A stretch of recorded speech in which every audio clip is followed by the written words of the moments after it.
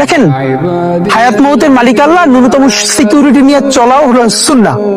কিন্তু আমাদের লড়াইটা হলো, আমার মা স্বাভাবিকভাবে কান্নাকাটি করেন, আমার পরিবার সবাই। তো আমি আমার মাকে বলেছি যে দেখো, মানে আমরা যে লড়াই নেমেছি, আমার একটা মনে হয় কি, কোন রাজনীতিবিদের না বাসায় মৃত্যুটা হইতে পারে না, এটা কোনো ভালো মৃত্যু না।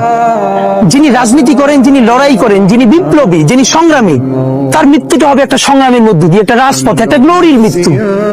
আমি তো ভীষণ ভাবে প্রত্যাশা করি, আমি ছোটবেলা থেকে এই স্বপ্নটা দেখি, অনেক জায়গায় বলেছি, যে একটা তুমুল মিছিল হচ্ছে অন্যায়ের বিরুদ্ধে, সেই মিছিলের সামনে আমি আছি, কোন একটা বুলেট এসে আমার বুকটা হয়তো বিদ্ধ করে দিয়েছে, এবং সেই মিছিলে আমি হাসতে হাসতে আমি শহীদ হয়ে গেছি। এবং সবাই যখন মৃত্যুটাকে ভীষণ ভয় পায়, আমি তখন হাসতে হাসতে আল্লাহর কাছে ভীষণ সন্তুষ্টি নিয়ে পৌঁছতে চাই, যে আমি একটা ন্যূনতম ওই জীবনটা লিড করতে পারলাম, যে আমি একটা ইনসাফের হাসি নিয়ে আমি আমার আল্লাহর কাছে পৌঁছতে চাই।